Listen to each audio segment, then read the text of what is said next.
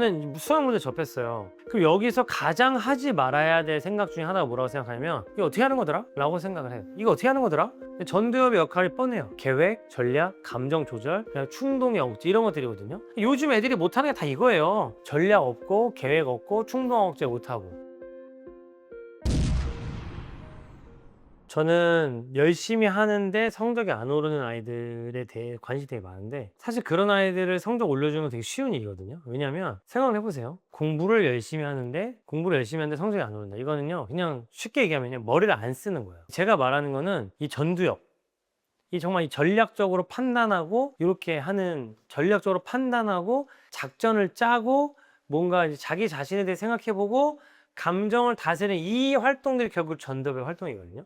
근데 제가 이 얘기를 왜 하냐면, 공부를 굉장히 열심히 했어요. 공부를 굉장히 열심히 했어요. 근데 걔한테 제가 공부를 열심히 했는데 오르지 않는 아이들, 제가 가서 이렇게 조금 어려운 문제 딱 주잖아요. 그럼 그때의 반응이 굉장히 다른데, 이 성적이 오르기 시작할 때 아이들은 이런 말 잘 하는데요. 이제 공부를 하는 성적이 안 오르는 아이들은 마음도 급하고 하니까 딱 주면 제가 이걸 어떻게 아냐? 제가 이걸 어떻게 알아요? 저 안 배웠는데요? 이런 식의 어떤 반응이 나오는 경우가 많아요. 그게 뭐냐면 우리 사회가 그런 애들을 양산하고 있어요. 머리를 쓰지 않고도 공부를 할 수 있는 법을 열심히 알려줘요. 뭐 공식이나 이런 걸 열심히 알려줘요. 그런데 막상 고등학교 가서 문제를 내거나 할 때는 이 머리를 쓰지 않으면 못 푸는 문제를 주고, 우리 사회는 실제로 머리를 잘 쓰는 사람을 뽑고 싶어 한단 말이에요. 근데 우리 공부 방법은 머리를 잘 쓰는 사람으로 보이고 싶어 해서 그렇게 흉내를 내게 만드는 거지, 진짜 머리 쓰는 거를 우리 사회는 뭔가 비효율적이라거나 시간이 너무 많이 든다고 생각하는 거죠. 근데 만약에 내가 공부를 하는데 성적이 안 오른다.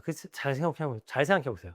내가 진짜 머리를 쓰고 있느냐, 내가 진짜 머리를 쓰고 있느냐 한번 고민을 해보시고, 내가 우리 사회가 던져주고 있는 이 머리를 쓰지 않아도 되는 공부에 너무 타성에 젖어 있는 거 아니냐. 예를 들면 수학으로 치면 공식으로 문제를 푼다던가 유형으로 문제를 푼다던가, 근데 거기서 좀만 나오면 못 풀겠다. 그러면 해답은 뭘까요? 단순해요. 여기서 이 문제를 푸는 데 있어서 공식은 요만큼의 문제가 있는데, 공식은 여기서부터 출발을 시키는 거거든요. 근데 이거는 내가 요 문제 딱 정해져 있으면 여기서부터 푸는 게 쉽겠죠. 근데 이제 모르는 문제가 나왔어요. 그럼 이 문제는 중간이 없단 말이야. 그러면 연습은 뭐냐면 저 밑바닥부터 생각하는 연습을 하는 거예요. 더하기가 뭐냐, 미분이 뭐냐, 곱하기가 뭐냐, 내분이 뭐냐, 결국은. 그 다음에 삼각형 넓이라는 게 뭐냐. 그럼 어떻게 생각을 해야 돼? 여기서부터 생각하는 습관만 가져도 확실히 올라가고, 만약에 정말로 그렇게 하면 안 된다, 그럼 저를 찾아오시면 됩니다. 제가 확 바꿔드릴 테니까 저한테 찾아오시면 되고, 그 다음에 나는 정말 끈기가 부족하다, 이런 분들은 저는 솔직히 이런 분들한테 강조하고 싶은 게 있어요. 뭐냐? 겸손. 예? 여기서 왜 겸손이 나오죠? 저는 솔직히 말하면 공부를 하다가 너무 어려워서 포기하는 사람은 겸손하지 못하다고 생각해요. 왜냐면 세상에 얼마나 어려운 게 많겠어요? 세상에 얼마나 어려운 게 많고 이 세상에 얼마나 배울 게 많습니까? 그거는 힘든 일이에요. 근데 내가 딱 보니까 이해가 안 가니까 포기한다? 저는 솔직히 말하면 이거는 지식 앞에 겸손하지 못한 거라고 생각해요. 세상에 내가 모르는 게 얼마나 많은데 그거 다 버릴 거야? 저는 내가 세상에 모르는 게 많다, 내가 어차피 다 알아야 된다, 근데 제가 하니까 나도 할 수 있을 것이다, 이런 마인드를 가지셔야 된다고 생각하고요. 그리고 정말 이런 게 힘들다, 난 정말 열심히 하고 싶은데 의지적으로 힘들다, 이런 분들은 너무 고민하지 마시고 차라리 코치를 구하세요. 코치. 내 공부 봐줄 사람이 아니라 나의 이런 생활과 이런 모티베이션을 도와줄 수 있는 코치들도 요즘 많이 있거든요. 그런 분들의 도움을 받아서 일주일에 한 번씩 얘기하거나 방법을 찾아라. 내 자신을 더 모티베이션 시키고 나를 겸손하게 만들고 내가 이 지식 앞에서 이걸 배워나가는 이 과정을 같이 해줄 수 있는 사람을 찾아라 라고 저는 좀 추천을 드리고 싶어요. 그러니까 한마디로 겸손하게, 그 다음에 뭔가 이 겸손한 자세로 정말 지식을 배우고 머리를 쓰면 된다, 겸손하게 머리를 쓰면 된다, 저는 이렇게 한번 조언을 드리고 싶고, 더 자세한 건 저한테 또 이렇게 뭐 따로 연락 주시면, 댓글 달아주시면 제가 열심히 한번 또 댓글을 달아드리도록 하겠습니다. 조심스럽죠. 제가 만나지 않은 상태에서 얘기하는 건 조심스러운데, 이제 많은 어떤 이제 상당히 우리 애도 혹시 이런 건가? 저는 솔직히 말해가지고 그 아이가 아니라 엄마가 공부를 하고 있는 거라고 사실 생각을 해요. 아까도 말씀드렸지만 우리가 돈을 내서 학원을 보내요. 돈을 내서 학원을 보내는 이유는 뭐죠? 우리가 아이를 머리를 써서 머리를 좋게 만들어주기 위해서라고 생각해요. 근데 사실 요즘의 교육들은 아까도 말씀드렸지만 머리를 안 써도 되는 방식들을 알려주는 거에 굉장히 최적화가 돼 있어요. 그러면 우린 지금 뭐라고 하는 거냐면 굉장히 비싼 돈과 에너지를 들여서 우리 애가 머리를 안 써도 되게 만들고 있는 거예요. 근데 그런 아이들이 나중에 이 모르는 문제를 만났을 때 그 상실감, 그다음에 어떤 막막함, 그다음에 내가 여기서 이렇게 열심히 했는데 내 성적이 안 나오고 퍼포먼스가 안 나오고 내 부모님이 나를 저런 눈으로 볼 때에 나의 심정이 어떨지 생각해 보면 저는 사실 좀 안쓰러울 수 있다고 생각하거든요. 그러니까 저는 우리 사회가 정말 이 머리를 쓰게 하는 공부를 시켰으면 좋겠다. 다 같이. 그리고 그렇게 되려면요. 그냥 그렇게 평가하면 돼요. 그렇게 평가하면 돼요. 근데 놀랍게도 지금 바뀌고 있는 입시 제도는 물론 우리가 그걸 얼마큼 신뢰할지의 문제지만 제가 보기엔 돌이킬 수 없을 정도로 그런 아이를 뽑겠다라고 아주 강한 드라이브를 걸고 있어요. 실제로 변화가 있고. 그래서 이제 그런 것들이 변화되고 있다. 정말로 머리를 쓸 줄 알고 내가 아는 지식도 활용할 수 있는 아이들을 뽑으려는 시대로 가고 있다. 그리고 그렇게 안 하면 나라가 망한다. 이런 것들을 좀 기억하셨으면 좋겠고요. 우리 아이가 정말 나와 함께 열심히 달렸는데 공부 못한다 그러면 왜 공부를 못하느냐? 지금 제가 한 얘기들 잘 참고하셔서 아이한테 물어보세요. 왜 어렵냐? 뭐가 어려운 거냐? 대부분은 나도 열심히 하는데 뭘 어떻게 될지 모르겠다 이렇게 얘기할 거라고 생각해요. 우리가 어떻게 할지 모를 때 떠먹여주는 공부를 했기 때문이라고 솔직히 생각합니다. 조심스럽지만 혹시 우리 아이도 이런 감정을 느끼고 있는 게 아닐까? 한번 체크를 해보시면 좋을 것 같아요. 그러니까 머리를 쓴다는 게 뭐냐면 쉽게 말하면 그 머리를 쓴다는 건 뭐냐면요. 내가 알고 있는 거를 다시 하는 거는 내가 알고 있는 걸 다시 하는 거는 이거는 머리를 쓰는 게 아니잖아요. 보통은. 그러니까 이제 이것도 머리를 쓰는 거지만 우리 요즘에 이제 뇌과학 발전해가지고 뇌과학도 발달하고 인지심리학 교육학 다 발달해서 정말 많은 채널에서 다 전두엽 얘기를 해요. 우리 어떤 채널에서 뭐야 후두엽이 중요합니다. 뭐 측두엽이 중요합니다. 이런 얘기 안 해요. 다 뭐의 기능을 강조하냐면 전두엽의 기능을 강조하는 거죠. 전두엽의 역할이 뻔해요. 계획, 전략, 감정 조절, 충동의 억제 이런 것들이거든요. 요즘 애들이 못하는 게 다 이거예요. 전략 없고 계획 없고 충동 억제 못하고 그다음에 이제 계획 안 세우고 이런 것들이거든요. 감정 조절 잘 못하고. 근데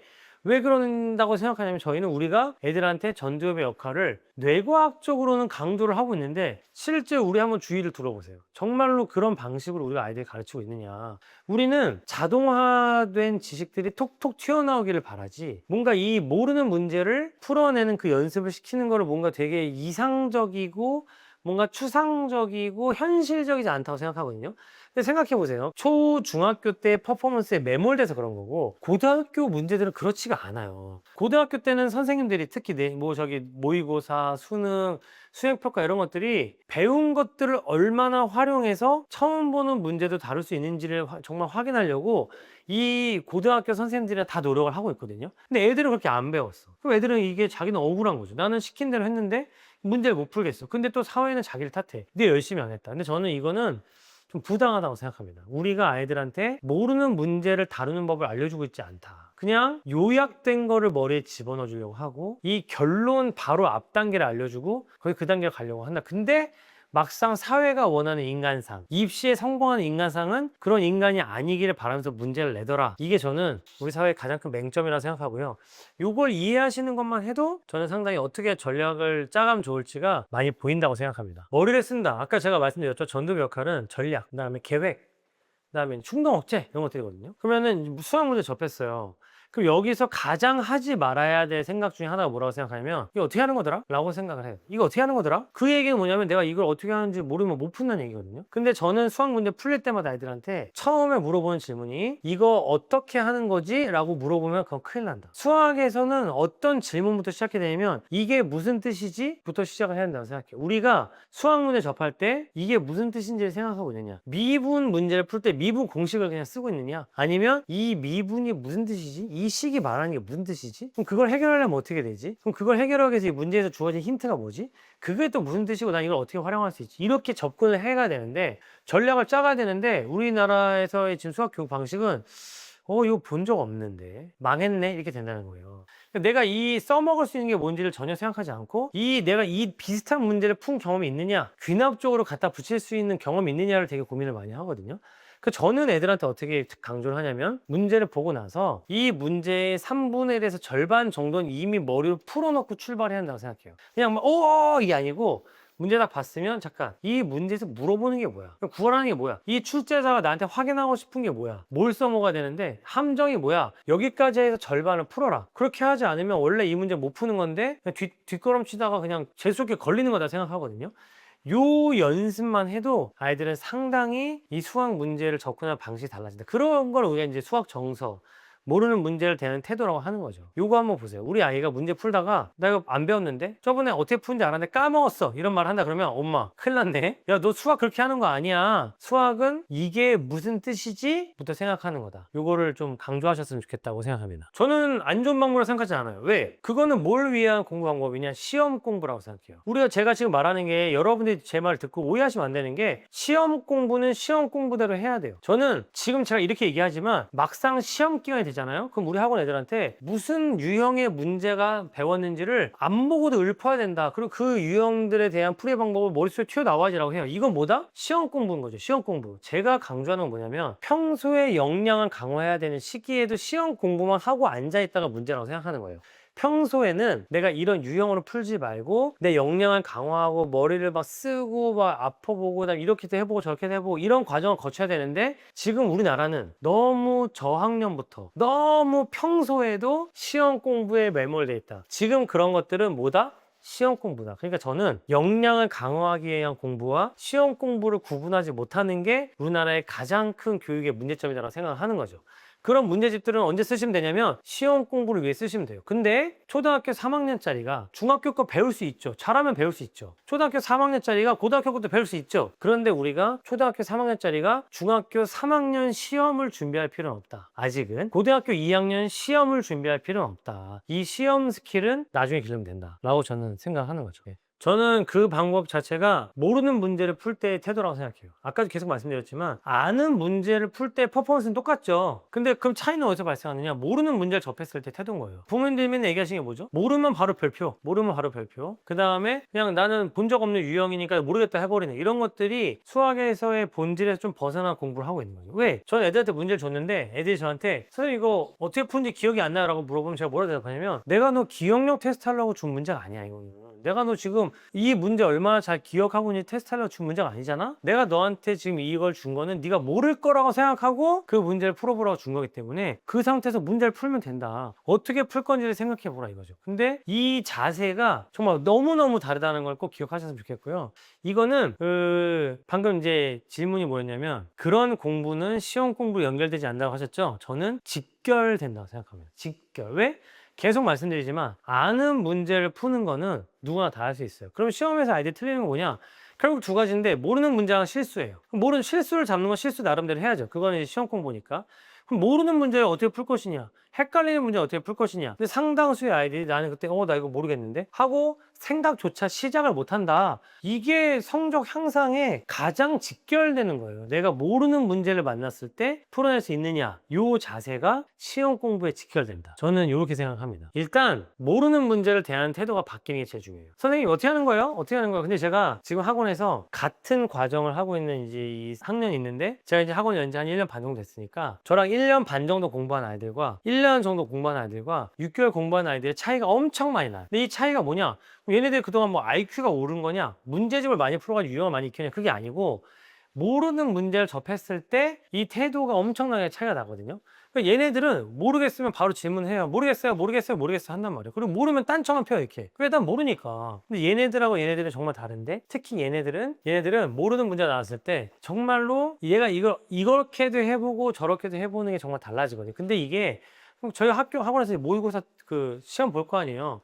엄청나게 차이가 나요. 엄청나게. 근데 요게 정말로 이 공부에 있어서 포인트다라는 거를 기억하셨으면 좋겠고 특히 그 중학교 아이들이 저한테 찾아와가지고 저 이제 유튜브에서도 늘 말씀드리는데 그 아까 말씀드렸던 그 유두진 이사님 우리 아이 강점 코칭이랑 책 쓰신 유두진 그 이사님의 딸이 사실 저를 찾아온 적이 있어요. 그 아이 딱 2시간 저랑 같이 공부했거든요.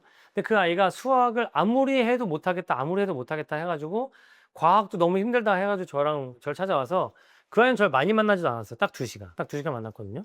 근데 그 아이가 평균이 한 80점대 정도 됐던 것 같아요. 80점대 후반이나 90점대 초반 정도였는데 그 아이가 저를 만나고 와서 제가 요 말을 뭐라고 정리했냐면 최상위권의 마인드를 가져라. 최상위권의 마인드를 가져라. 뭐냐면 여유 있게 내가 이 문제 모를 수도 있지. 어떻게 이걸 해체해 나가면 좋을 것이냐 생각해보고 결국은 뭐냐면 이 문제를 푸는 방법이 아니라 이 문제를 풀기 위한 이 툴들에 집중하는 게 중요하다고 제가 강조를 했고 이 아이는 그걸 되게 또 잘 받아들여줬어요. 근데 이 아이가 결국은 이번에 국제고등학교 입학했거든요. 이 아이가 그냥 이 막 80점 초반, 89점, 92점 이렇게 받던 친구가 그냥 얼마였더라? 190 이렇게 해가지고 그냥 평균 97.5점 받아서 그럼 국제고로 가더라. 이런 일이 몇 개월 만에 일어나느냐. 저랑 뭐 막 10번, 20번만 하는 게 아니고 딱 가서 2시간 동안 관점만 바꾸니까 성적이 올라가더라. 이런 증언들이 이 책에 정말 엄청 많이 나와 있거든요.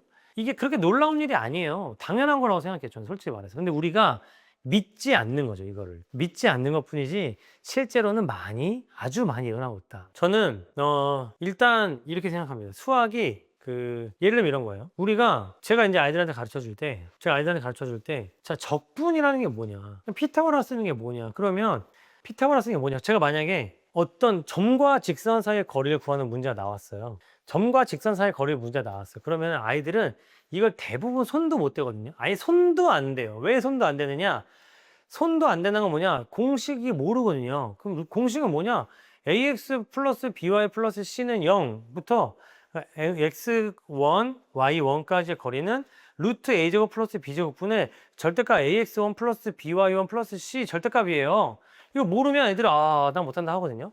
근데 정말로 이 관점이 바뀐 아이가 뭐냐면 내가 이 문제를 풀 수 있을 거라는 믿음과 또 내가 이거를 풀어본 경험 있는 아이들은 이걸 내가 하기 위해서 뭐가 필요하냐, 내가 지금까지 여기서 써먹을 수 있는 게 뭐가 있냐, 내가 써먹을 수 있는 게 뭐가 있냐. 그럼 여러분 한번 생각해 보세요. 제가 거리를 구하기 위해서 써먹을 수 있는 게 뭐가 있을까요? 여러분들이 이 영상을 보고 계신 여러분들이 초등학교 때부터 대학교를 졸업할 때까지 거리를 구하는 공식 배운 게 뭐뭐인지 한번 생각해 보세요. 뭐밖에 없는 줄 아세요? 피타고라스의 정리밖에 없어요. 이 1차 수직선 말고 2차 3차 넘어가잖아요. 배운 거는 피타고라스의 정리밖에 없어요. 그러면 점과 직선 사이의 거리를 구하기 위해서 피타고라스를 써야 되거든요. 그럼 어디부터 어디까지를 써야 돼? 그러면 요 점을 구해야 되겠다. 그럼 그 점을 어떻게 구하지? 하고 하잖아요. 제가 지금 말씀드린 과정은 애들이 못할 것 같죠. 놀랍게도 제가 이 과정을 선행학습으로 하는 게 아니라 정말 이 탐구 과정으로 초등학교 4학년, 5학년 애들한테 시키거든요. 놀랍게도 다 해내요. 놀랍게도 다 해냅니다. 왜? 이게 대단한 능력이 있어서가 아니에요. 거기서 얘들아, 여기서 니네 써먹을 수 있는 게 뭐밖에 없어? 피타고라스의 정리밖에 없어. 이 관점을 가지고 접근하냐고. 이거 어떻게 푸는 거지? 나 안 배웠는데? 라고 하는 아이는 완전 다르다. 그리고 거기서 이 문제를 못 풀었다 하더라도 내가 여기서 뭐를 써먹을 수 있지라고 생각해서 이것도 해보고 저것도 해본 애는 공부를 한 거예요. 근데 난 여기서 나 이거 안 배웠어, 까먹었어 라고 하는 애는 그냥 그 문제를 푸는 동안 그냥 완전히 시간을 꽁으로 날리는 거지. 이 차이가 얼마나 벌어지는지를 아마 들으시면 진짜 깜짝 놀랄 거예요. 모르는 문제를 만났을 때 수학이나 과학뿐만이 아니고 모든 과목에서 내가 이걸 어떻게 해결할 것이냐, 내가 이걸 어떻게 찾아낼 것이냐, 난 이걸 할 수 있을 것이냐, 이거에 대한 고민을 해본 아이들이 정말 비교 안 되는, 이게 그냥 재능이네 타고나는 이거를 뛰어넘는 차이를 만들어낸다는 거를 여러분이 좀 믿으셨으면 좋겠다 라고 저는 생각합니다. 제가 하는 얘기들을 너무 이상적이다, 아니면 현실에 가능하다 이렇게 믿으시느냐, 아니면은 어떻게 받아들이시느냐에 따라서 정말 많은 분들이 있을 것 같아요. 그런데 저는 적어도 이 책을 통해서 얘기하고 싶었던 건 뭐냐면 지금 공부 잘하는 아이들이 가지고 있는 역량이 있다. 근데 우리가 그 역량을 길러주지 않은 상태에서 다른 방법으로 이거를 극복한다는 거는 거의 일어나지 않는 일이다. 요거를 저만 얘기하는 게 아니거든요. 정말 많은 분들이 얘기하고 있어요. 근데 우리는 마음이 급하니까 여기에 도달할 자신 없으니까 결국 여기에 뺑뺑뺑뺑 돌고 있어요. 하지만 나중에 돌이켜보면 결국은 좀 늦은 것 같았어도 이걸 그때 했어야 되냐라는 생각을 하시는 분들이 저는 많다고 생각합니다. 제가 이 책을 통해서 용기를 드리고 싶었던 건 뭐냐면 이 방법을 하고 고민하고 계신 분들한테 이게 맞다라는 용기를 드리고 싶었고, 그 다음에 정말 망설이시는 분들에게